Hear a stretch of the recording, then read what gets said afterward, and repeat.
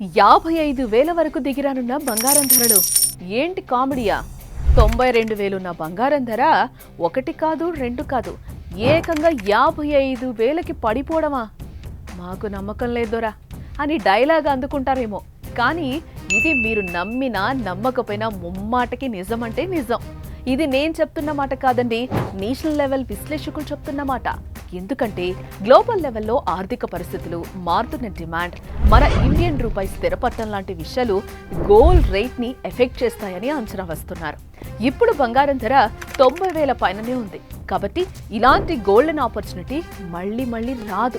మీ బంగారం తాకట్లో కానీ లోన్స్ లో కానీ ఉంటే వెంటనే విడిపించి అమ్ముకోవడానికి శర్మ గోల్డ్ కంపెనీ వాళ్ళకి ఒక్క కాల్ చేస్తే చాలు.